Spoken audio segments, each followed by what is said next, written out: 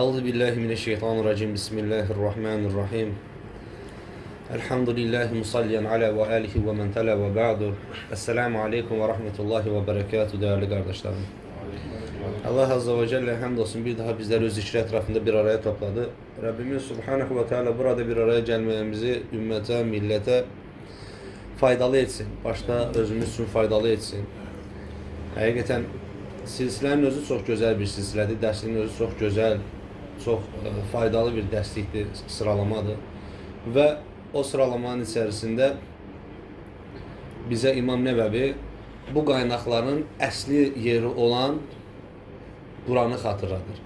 Yani mevzunun hazırlandığı qaynağı xatırladır ki, həmən qaynaq da Allah Azze ve Celle'nin Suhuf-u Mutahhara dediği, yani temiz sayfeler dediği o kitaptandır. Ki Rabbimiz Azze ve Celle bu kitaptan bəhs eləyərkən buyurur ki, Estağfirullah, Qaf vel Kur'anil Mecid. Qaf and olsun ki, bu kitap çok şərəfli bir kitapdır. Yani ümumiyyətlə şərəfi özündə cəm eləmək istəyən kimsənin baş vuracağı yeganə yerdir ki, hansı ki insanoğlu bu kitaba yaxın olmağı ilə şərəfi əldə eləyər. Bu kitaptan uzak olmağı ilə də şərəfindən taviz verdikcə verər. Yəni satdıqca satar. Yəni bir müddətdən sonra qınaq obyektinə çevirdiyi o insanların, o yaşantıların əsli sahibinə dönüşər.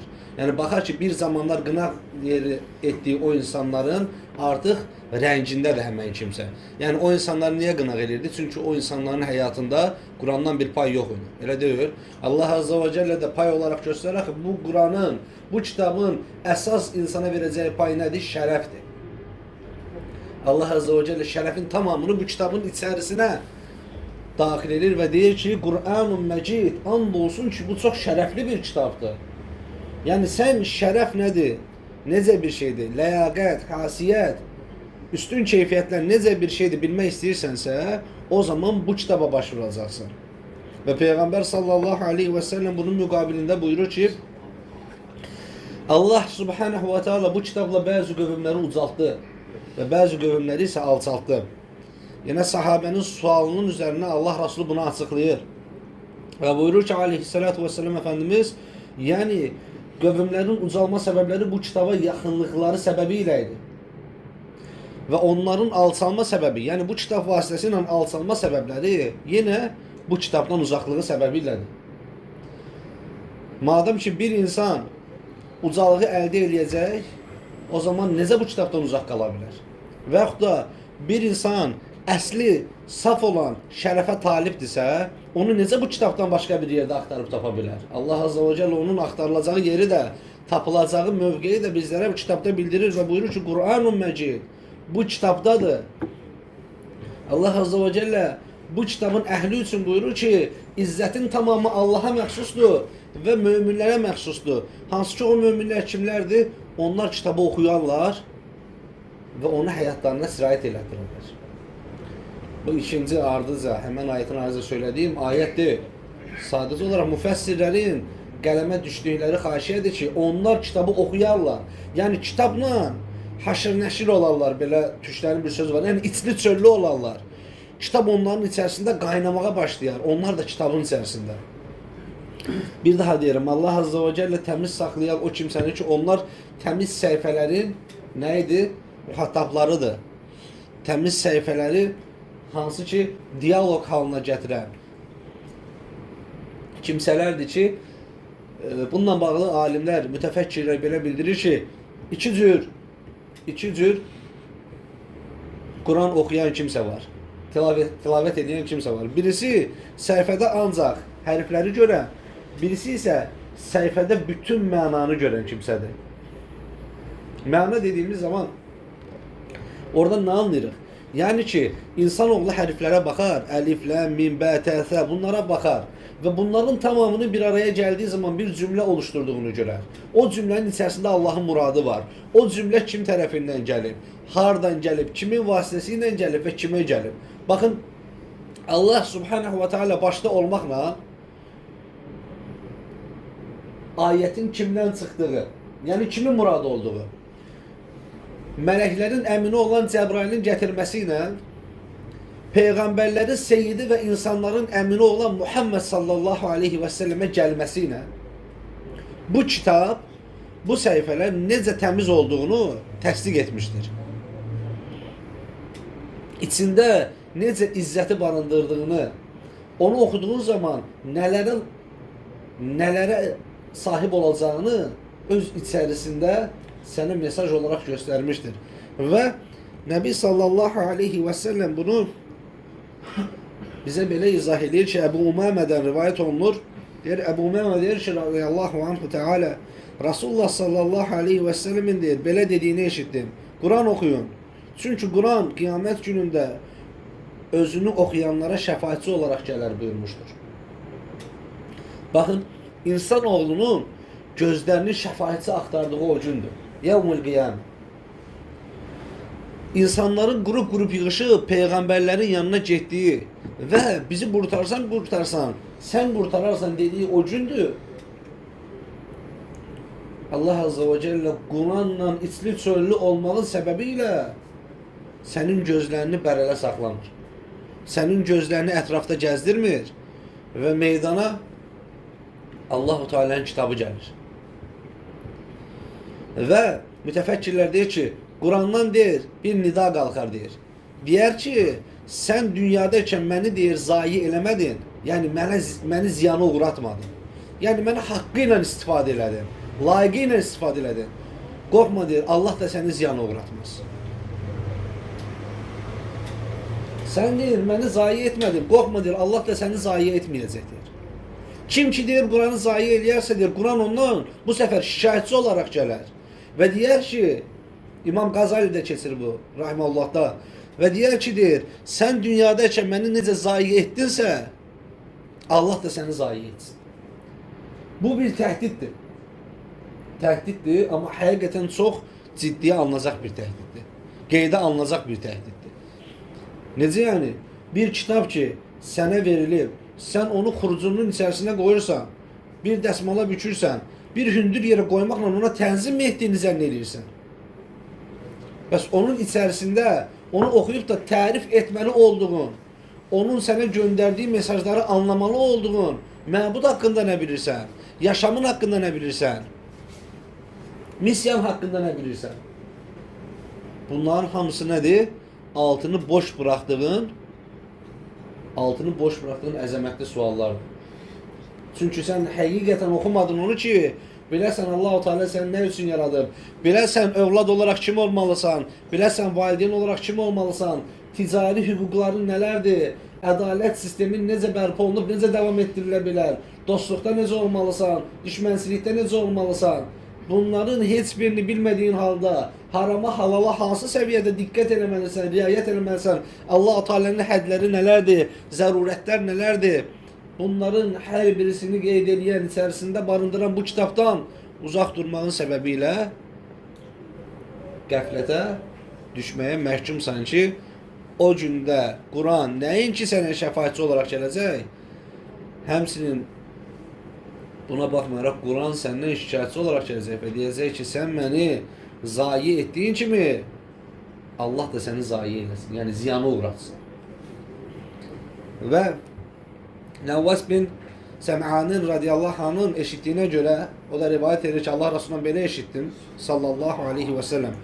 Qiyamət günü Quran və onunla əməl edənlər, baxın bayaq nə dedik, Quran və onunla əməl edənlər, məhşər yerinə gətirilərlər.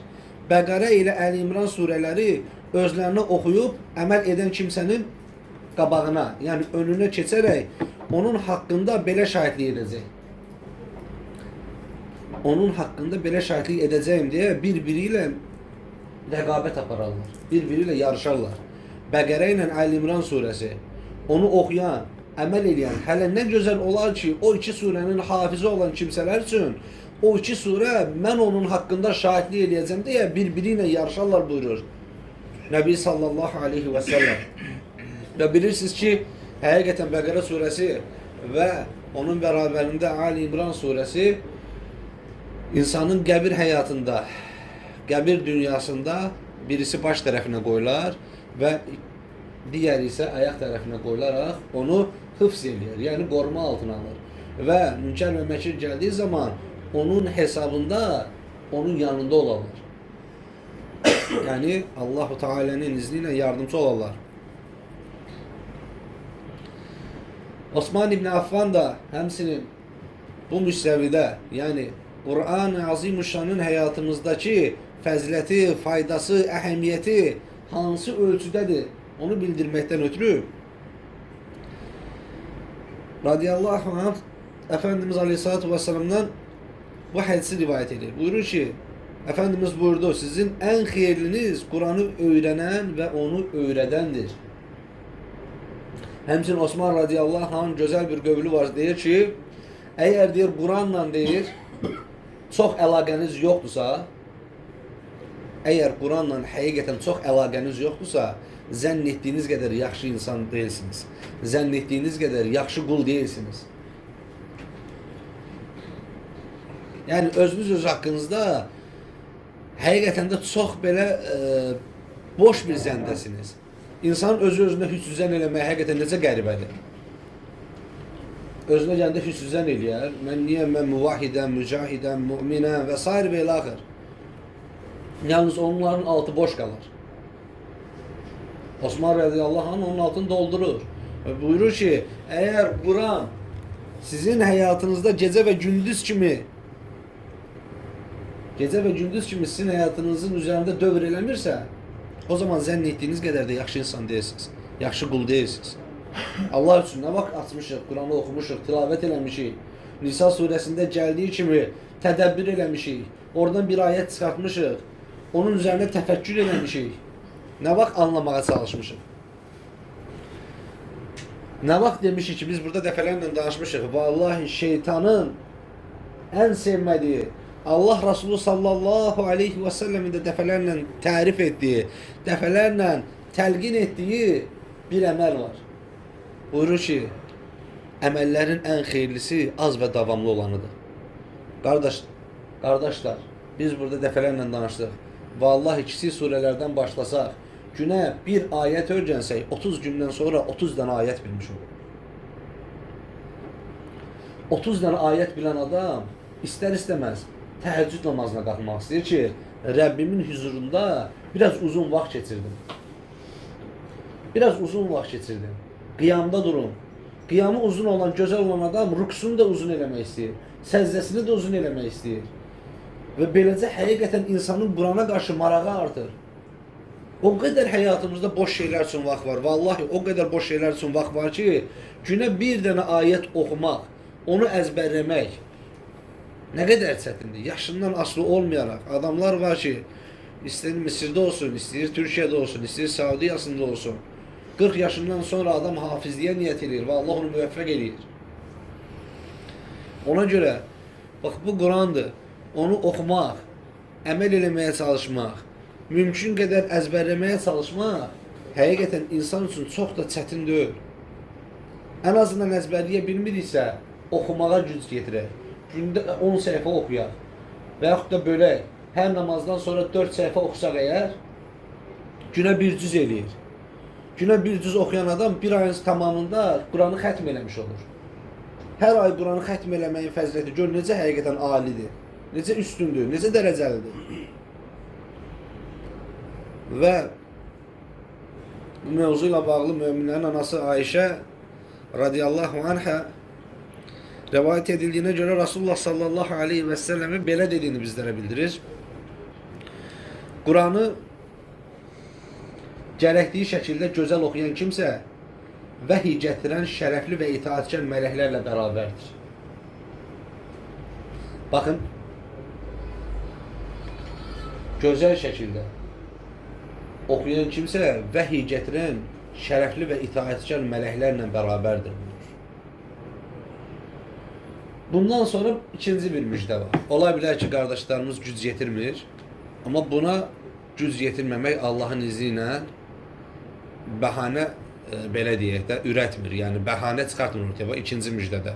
İkinci müjdəsi nədir? Efendimiz Aleyhisselatü Vesselam'ın buyurur ki, Quranı hecalayıb, zorlanaraq, kəkələyərək oxuyan kimsə də bilsin ki, ona bunda 2 qat səvab vardır. Yani sen bir səhifə oxuyacaqsan, sənə 2 səhifənin savabı yazılacaq.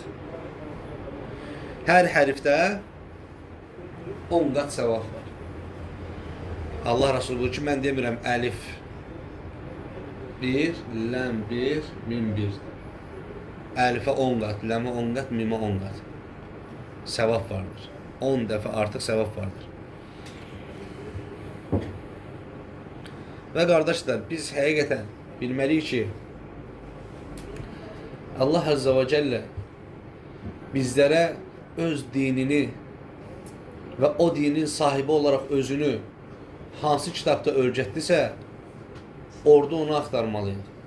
Bizlər, vallahi, bizlər ağız şey olmuşuq, belə deyək, müsəlman olmuşuq. Diyaloqlardan bir şey çıxartmaq üçün çalışan müsəlman olmuşuq. Kitabları əlimizin tərsi ilə itələyən insanlar olmuşuq. İnternetdə və digər yerlərdə insanların elmi savadları ilə öyünən kimsələr olmuşuq. Ki, mən filan kəs adamı dinləyirəm, filan kəs filan yerdə oxuyur, filan nəticələri, filan nailiyyətləri var. Qardaş, ondan sənə nə var, mənə nə var?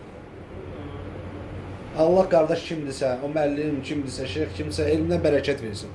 Müəyyən şeyləri maraqlandığın, Allah-u Teala deyir də bu kitabda sizə xatırladırıq. Bir oxu da, bir şeylər oxu. Bəlkə bir şübhəyə düşdüyün şey var, Allah-u Teala səni orada özünü açıqlayacaq. Oradan qaranlığa düşsən, burada sənin yanında müqim olaraq, yəni yaşayan hazırki o elm tələbəsi kimsə ona apararsan, onunla bunun üzərində bir məşvərə eləyərsən, bir tədəbbür eləyərsən, bir təfəkkür eləyərsən. Allah Azza və Cəllə də bu birlikdəliyə, bu bərabərlikdəliyə, bu diyaloqa, bu çalışmaya bir bərəkət verər. Vallahi çox, başda Quran olmaqla ümumiyyətlə, ümmət-i Muhammed kitabdan çox uzaq düşüb, qardaş. İntellekt olmaqdan əksəriyyətimiz çox uzaq düşmüşük. Hamının da evində ən azından 4 dənə, 5 dənə kitab var. Yəni o kiçik risalələr, balaca kitablar nədir ki, onu açıb belə vərəqləmirik, oxumuruq. Və insanlar siz necə anlayırlar məsələni? Oxuyub neyləyərsən, nə olursa? Nəysə olmalıyam oxumaq. Dünya görüşüm dəyişəcək, İslami baxış bucaqlarım genişlənəcək, üfqüm açılacaq, bəlağatım Allahın izni ilə mükəmməlləşəcək. Və həmçinin onu oxuduğum zaman onun bir nuru var insanın simasına yansıyan. Mənim zahirimi gözəlləşdirəcək, daxilimi gözəlləşdirəcək. Nəysə olmalıyam məyər mən nəysə oxumaqdan ötürü.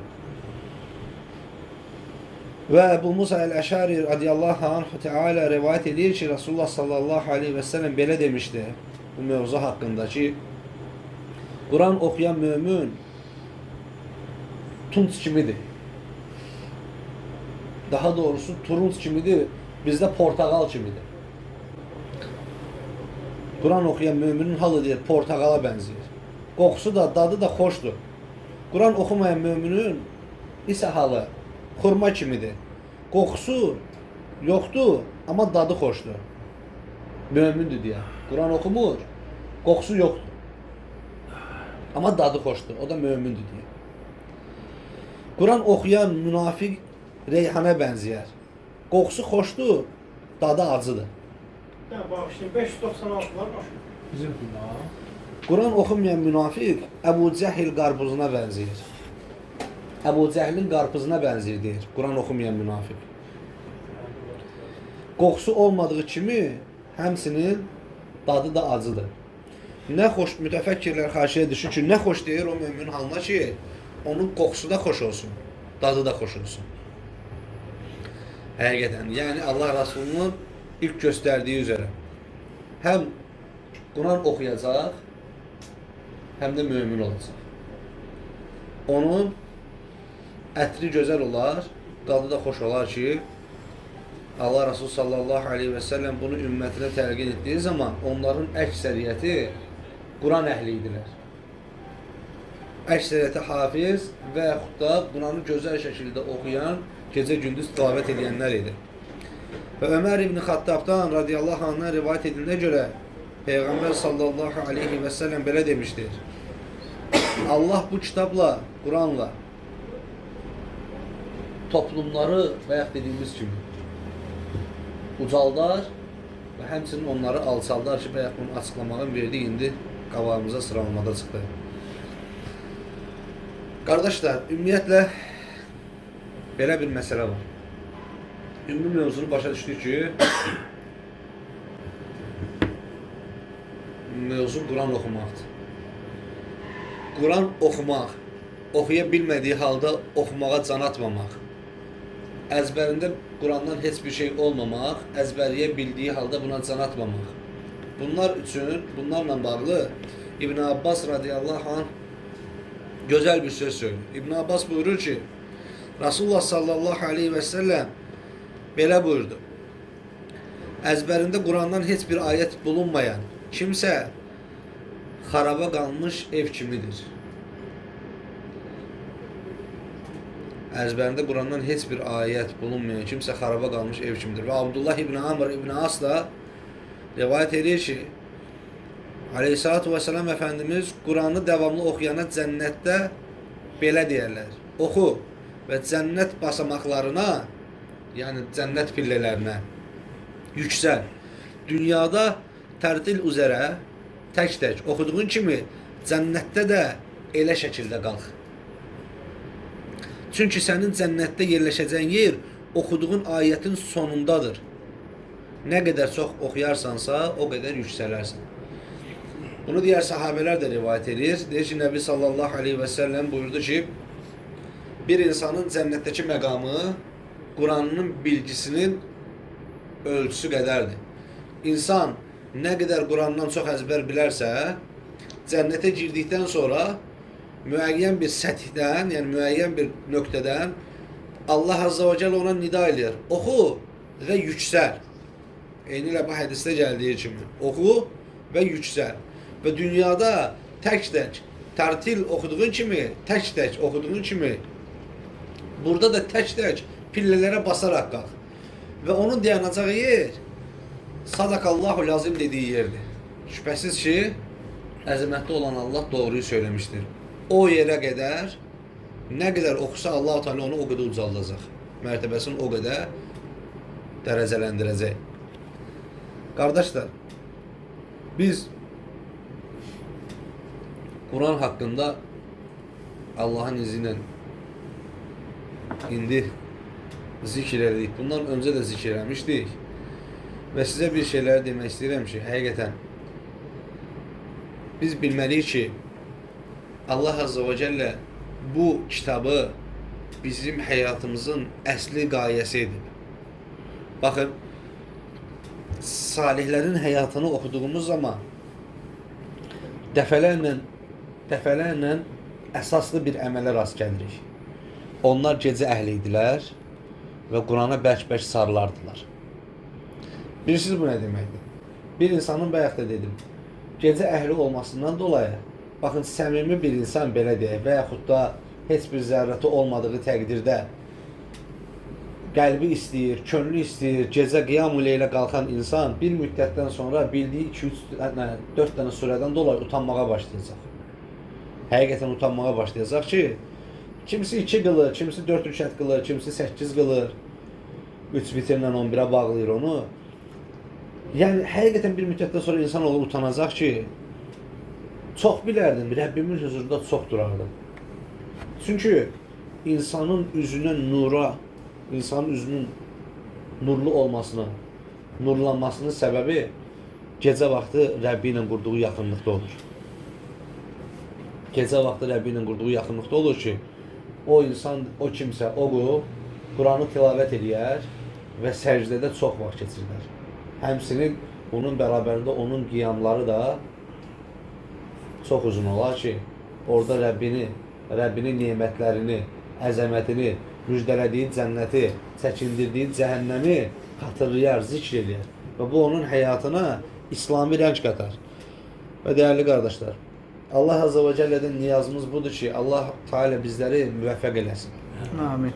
Həqiqətən, bu Quran elə bir nemətdir ki, insanoğlu, yenə deyirəm, ondan qəflətə düşdüyü zaman bu həftələri çəkir. Ondan sonra aylar çəkir və baxır ki, bu Ramazanla digər Ramazan arasında bu Qurandan necə də uzaq düşür. Lakin Ramazan Quran ayı olduğu kimi, o demək deyir ki, müminin digər 11 ayda Quranla heç bir əlaqəsi olmamalıdır. Onun həyatında Quranın heç bir payı olmamalıdır. Ramazan Quran ayıdır ondan dolayı ki, sən bir ayda normal şəkildə Quranı xətm edirsən, lakin Ramazanda bunu 2 etməyə, 3 eləməyə çalışırsan. Çünki Allah rəhmət eləsin, bu bizim 4 dənə imamın 4'ü də ki, məhzəb imamlarından bəhs edirik. Hər birisi digər kitabları əllərinin tərsi ilə tabiri caizsə öz yerlərinə çəkib qoymuşlar və qucaqlarına, sinələrinə Allah-u Teala'nın kəlamı olan Quranı götürmüşdür. Və bu ay Quran ayıdır. Bu ayda məndən heç kəs heç nə istəməsin. Rəbbimlə diyaloq deyəm. Rəbbimlə baş-başa qalacam. Özümü toparlama ayıdır. Özümü bərpa eləmə ayıdır. Vallahi xətm eləməyə bu aylarda tələsməyə ehtiyac yoxdur. Oxuduğumuzu anlayaq. Bəlkə də onun içində həmənki saatda, həmənki gündə yaşadığımız həyata bir dənə SMS var. Allah Azze ve Celle hansı səhifənin birisində sətirlərin arasına o SMS-i yerləşdirir. Və sənə tavafukan onu açmaq, onun belə deyək, məalına baxmaq, tərcüməsinə baxmaq, onun təfsirinə baxmağı nəsib edir. Və Allah Azze ve Celle sənə o vermiş olduğu mesajla həmən bəladan qurtarır. Həmən imtihanı sənin üçün asanlaşdırır. Allah Azze ve Celle müvəffəq eləsin. Allah Azze ve Celle bizləri həqiqətən Quranı oxuyub, onu anlayan, həyatına tədbiq edən qullarından eləsin. Və Quranın hesab günü Rəbbi ilə arasına gələn şəfaət səbəbi olanlardan eləsin. Allahümme amin. Və axiru və da'vana inelhamdülillahi rabbil alemin.